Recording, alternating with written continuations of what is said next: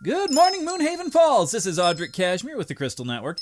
I am currently standing in the newly dubbed Advanced Mechanical Annex in the North District, a workshop that smells less like a traditional forge and more like, well, honestly, I don't quite have a word for it. It's a very sharp metallic scent mixed with the sweat of two men who haven't slept more than a bare minimum in the last week. Now, listeners, history is being made. Behind me sits the Charles Finn Mark I Hydropress, a monstrosity of iron and wood that uses the sheer weight of the Moonhaven Falls to do the work of 50 men with grinders. Now, Charles, you look very solid. I haven't seen you flicker once yet this morning. The fading stopped, Audrick. My feet are firmly planted here in the Moonhaven soil, and you're right, I'm a bit wistful. I look at this press and honestly, I see Mark I. In my old life, this would have been a museum piece, a relic. I remember machines that could cut through diamonds with a beam of light. I remember metals that didn't rust. To go from that to this, it's like trying to play a symphony on a single out-of-tune string. Oh, ignore him, Audrick! He's mourning his mealy miters again. But looky here at this piston. Charles gave me the math for the pressure ratio, and I've spent the last 4 days polishing the inside of that cylinder with sand and silk till it was as smooth as Elara Meadowlight's crystal ball. Still not perfect, according to him, but I guarantee you that is the tightest seal in the history of this valley. And it is certainly very impressive. Lord Kendrick himself came through yesterday, did he not? I heard rumor he spent an hour staring at the designs for the pivot arm. He was here all right. Kept asking Charles if the same geometric leverage could be used to make a catapult that could toss a boulder all the way across the serpent's tooth. Charles told him he could, he says, but only if the lords stopped asking for more spikes and started asking for better counterweights. I don't think Lord Kendrick liked that terribly much, but he paid for the iron anyway. And the local alchemist guild? I saw a few of them scurrying away with singed eyebrows earlier. Yeah. They heard me mention black powder and wanted the formula for what we call gunpowder. I told them that without the right chemical purity, they'd only succeed in turning their laboratory into an expensive crater. They didn't listen to me, of course. I think they're currently at the clinic having some burns treated. So, Charles, you're forging forward then? No more looking back at the world of light beams and perfect steel? Well, I have to, Audrick. My memories are like a photograph left out in the sun. I still have the general shape, but the edges are gone. The center's still clear enough to work off of. I know how things work. I know that if we can create a standard, we can make two things exactly the same, and then change the parts as necessary, and it would change this town, probably the entire world, but it won't be as fast as I remember, and it certainly won't be as clean. But it'll be ours. Finn and I, we're building a bridge between what was and what can be. And the first thing we're building is a mechanical flour sifter for Mrs. Gable. She has promised us 3 jars of marmalade if it works. Better than any light beam, if you ask me. Well, it's certainly hard to argue with that. So you're saying high math meets high marmalade. Well, this is Audrick Cashmere, reporting from the future? Or at least a very loud version of it. You're listening to the Crystal Network, here at Moonhaven Falls!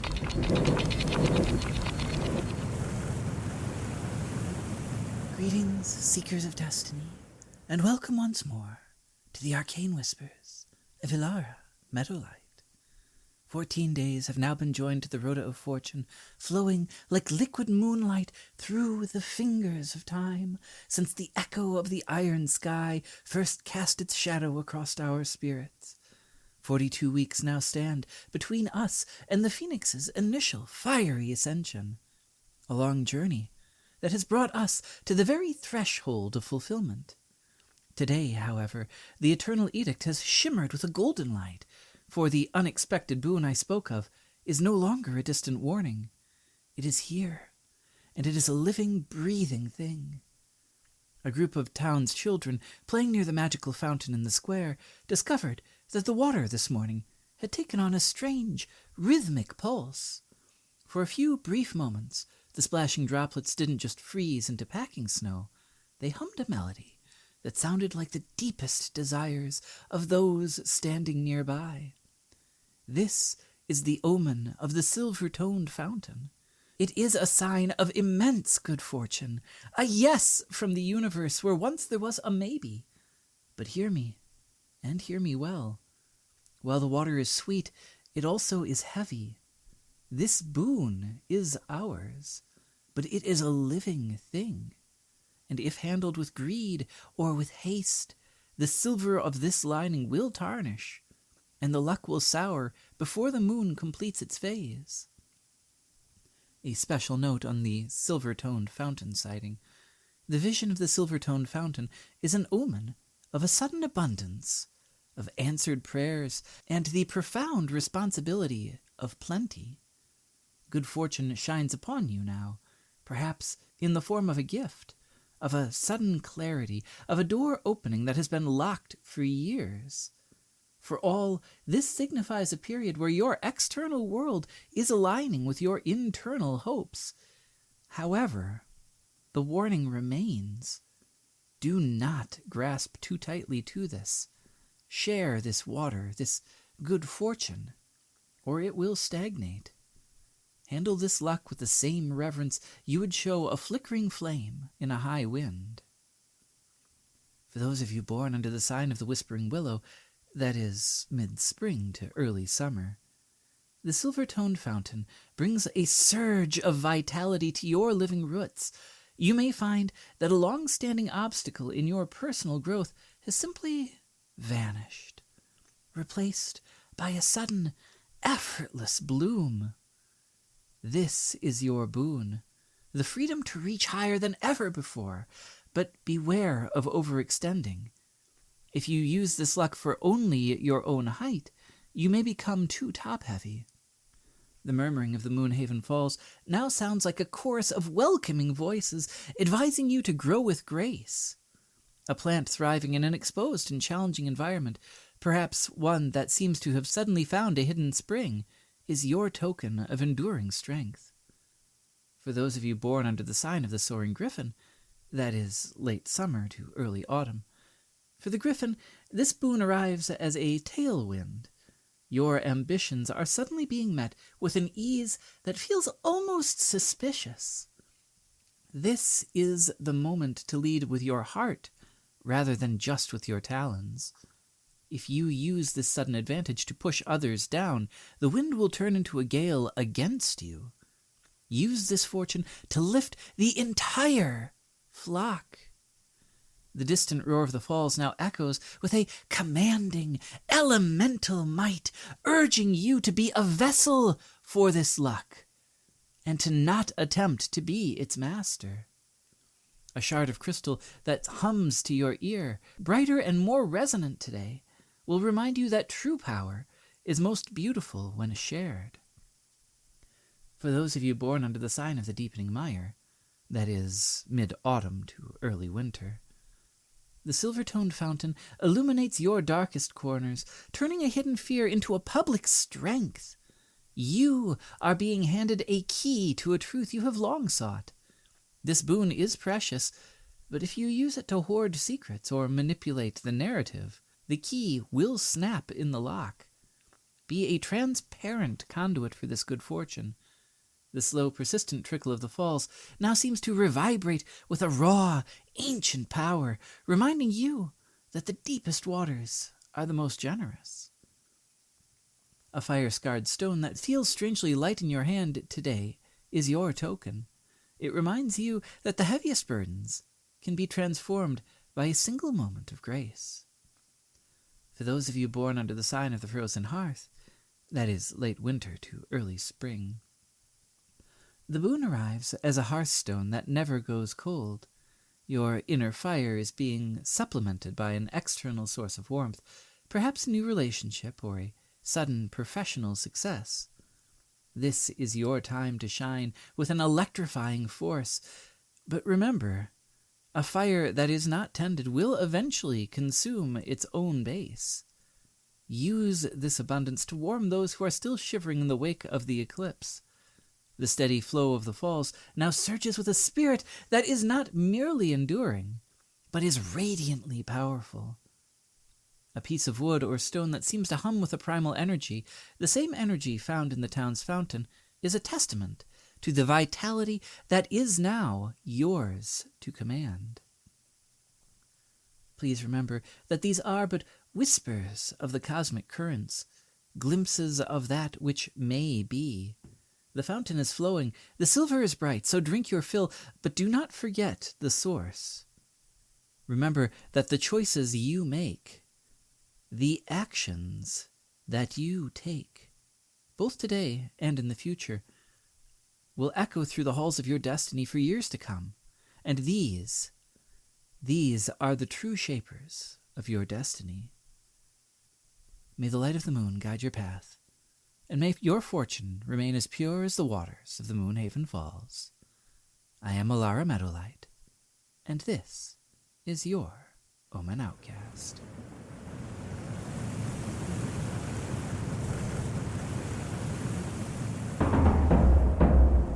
Good day, Moonhaven Falls.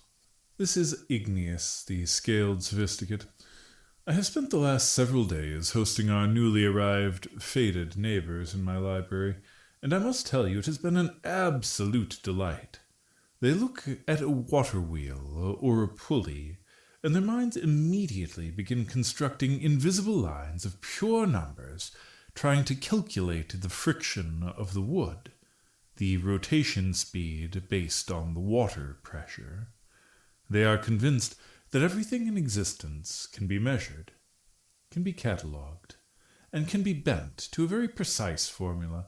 It's wonderfully charming, and unfortunately for them, completely, hilariously wrong, despite their insisting otherwise. Why, I watched one of their scholars spend 3 hours trying to write out an equation to calculate wind coming off the peaks, only for Elara Meadowlight to walk past and casually translate that breeze into a minor omen, at which point it died. They are going to find, rather quickly, I think, that this valley does not always care about their formulas, that the rules here have personality. In honor of this beautiful friction between their mechanical minds and our magical reality, I have crafted 7 new hurdles, a mix of the forged and the enchanted. So, let us see if our new friends can calculate the trajectory of whimsical thought, shall we? And the rest of you should, of course, endeavor to keep up. After all, Timmy is waiting. The answers for last week's questions are a boot, a ruler, a flock of sheep, or the herd, grain, an anchor, yeast, or a sourdough starter, and a reputation.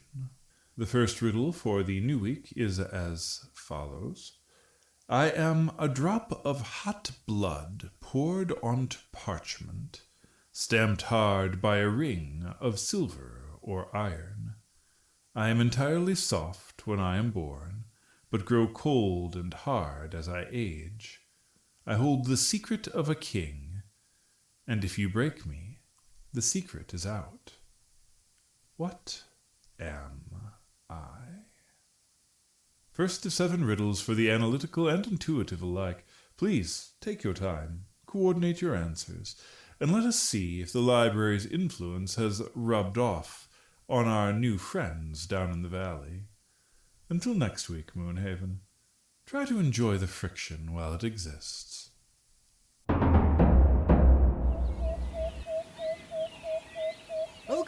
Welcome to you, honorable judges and high potentiate pontiffs. A respectful nod to the scribes and the squires. A warm wave to the bakers, the blacksmiths, and the citizens of all walks of life here in the Lost Realms. Welcome back to Crossroads Chronicles. I am your host, Audrick Cashmere. Tonight, we are looking south toward the damp, mist-shrouded borders of the Shadowfen. As many of our listeners know, a volunteer hunting party ventured into the swamp last week, tracking signs of the elusive being known only as the Fade. Joining me tonight is one of the brave souls who recently returned from that vanguard, an Owlin of quiet contemplation and sudden, swift action. Please welcome Nicodemus Scribefeather. Thank you, Audrick, and a peaceful evening to you and to those listening from across the valley. It is a comfort to be sitting somewhere that is not actively trying to swallow my boots. I can only imagine.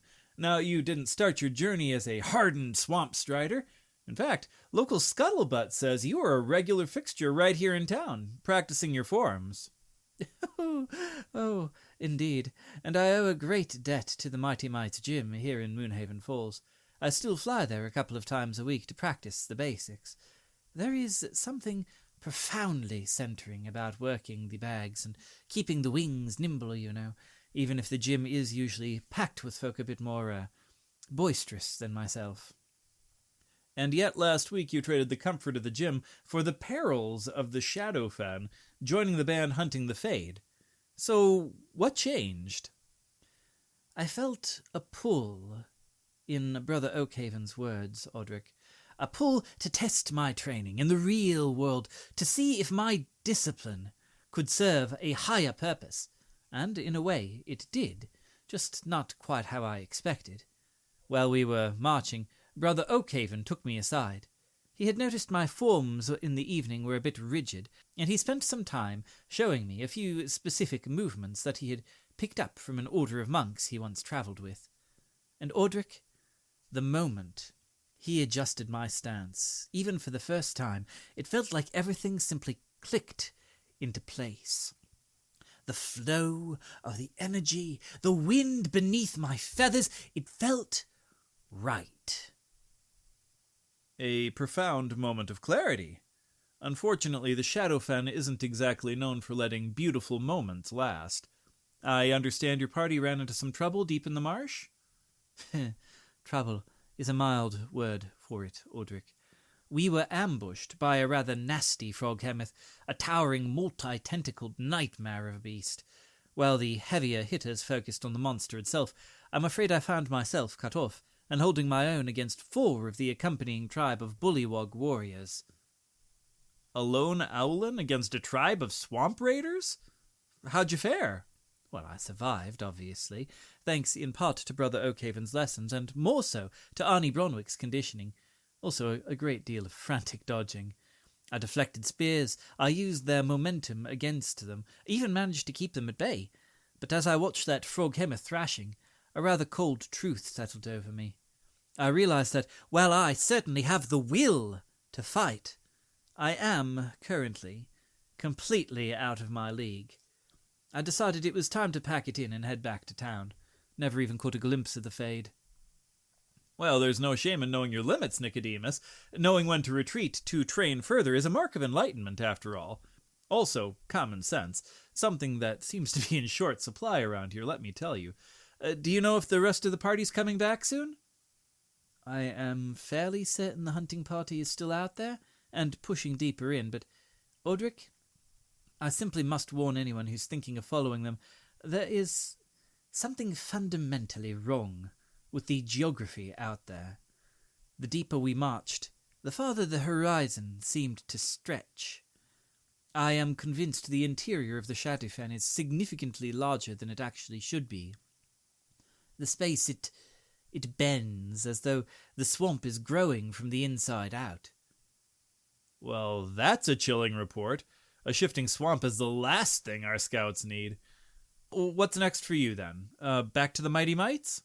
For the basics, perhaps, yes, but I've realized I need a proper master if I am ever to face the deep wilds again.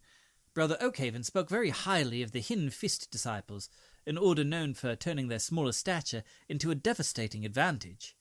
I plan to seek them out, to learn their ways, to truly master this discipline. Well, we here at the Crystal Network wish you the absolute best on that quest, Nicodemus. May your talons strike true and your wings remain silent. Thank you, Audrick, and peace be upon this valley. Well, that was Nicodemus Scribefeather, reminding us all that true strength begins with self-awareness. This is Audrick Cashmere, and you're listening to Crossroads Chronicles here on the Crystal Network. Good afternoon, Moonhaven Falls. I am Selene Meadowlight, and this is the Magic Minute. For the first time in nearly a month now, I am pleased to report the Arcane Academy is completely, beautifully quiet. The campus courtyard is no longer a staging ground for localized natural disasters, and the impulsive underclassmen are either quietly attending to their experimental burns or dealing with the grim reality of academic probation. It turns out that confining all unauthorized research to our new 4-foot-thick magically sealed granite labs has done wonders for the school property values. After all, if you blow up a spell matrix now, you only vaporize yourself. Mischief, it seems, has officially been trumped by exhaustion. Classes have actually been formally suspended for this week, not due to any disciplinary action, though. The taplight craze has officially evolved into an economic madness. Now that the valley's nobility has realized these touch-activated glass orbs can be operated by almost anyone, even those without much of a spark of magic talent, the market has simply gone wild. Students capable of casting the foundational matrix are cutting class to run literal assembly lines in their dorms. The price to buy your way to the front of the manufacturing queue has now reached truly ludicrous proportions, and every ironmonger within a 3-day ride of Moonhaven is working triple shifts just to forge the metal stands. This, of course, has good things for our local economy, but bad things for our students' abilities to focus. Speaking of focus, that brings us to our artifact of the day, a weapon that also requires a rather strict manufacturing turnaround. It's called the Great Sword of Ice. On paper, this is a magnificent weapon. It functions exactly like a classic Frostbrand blade, radiating a protective chill that grants the wielder a resistance to fire, while dealing devastating cold damage to anything it cuts. With just one tiny, fragile little catch, right? Why, yes, Audrick. Due to the structural instability in the enchantment, the blade is literally made of magical ice. It only survives between 1 and 4 impacts before completely shattering into a pile of ordinary slush. To recreate the blade, the wielder must fill a specialized leather scabbard with ordinary river water and slot the hilt back inside, and then wait for the matrix to refreeze. It is an exceptional weapon for the patient warrior, or perhaps a very brief summer duel. Now, let's turn our eyes to the inflexible threads of physical consequence. Today, we're looking at a fundamental law that governs the survival of nearly every adventurer in the valley, the law of mortal healing. And let me just say, Selene, for once, for this one beautiful, shining moment, the Cosmic Architects actually wrote a law that favors the frontline fighter, and I love this one! The universe, in its infinite wisdom, completely refuses to keep track of negative damage. Doesn't matter if a towering iron golem hits a warrior with a club so hard they should technically be reduced to a fine jam. The moment you fall, the ledger resets to 0 health, and no lower.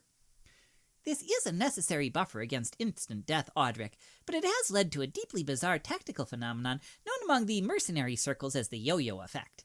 Oh, yes.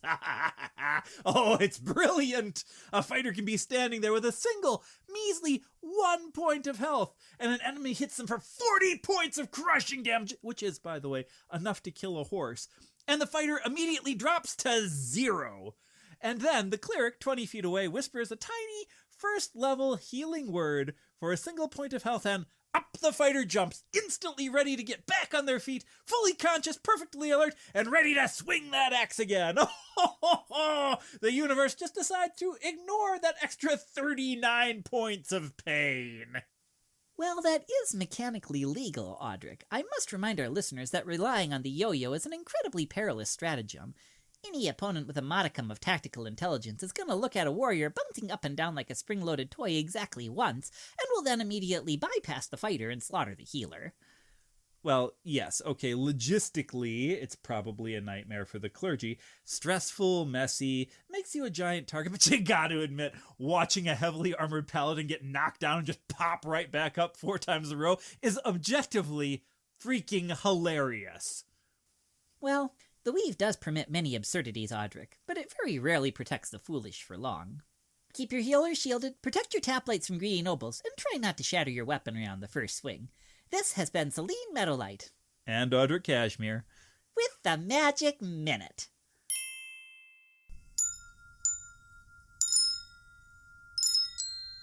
Thank you for tuning in, my lords and ladies, but this concludes our episode for the week. I release a new episode every Tuesday morning at 5 a.m. Eastern, and I hope you found this podcast to be quirky, expressive, and maybe a little eccentric.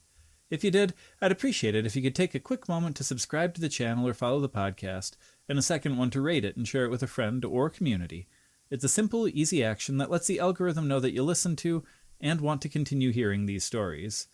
Thank you especially to all of my supporters. My family and I genuinely appreciate all of you showing your support by tuning in every week, and we would like to thank you for continuing to do so. If you want to buy any of us a cup of iced coffee or a nice cold chocolate milk once a month as encouragement to continue creating it, we would gratefully accept. I do look forward to seeing you in the comments, and I hope you tune in again next week.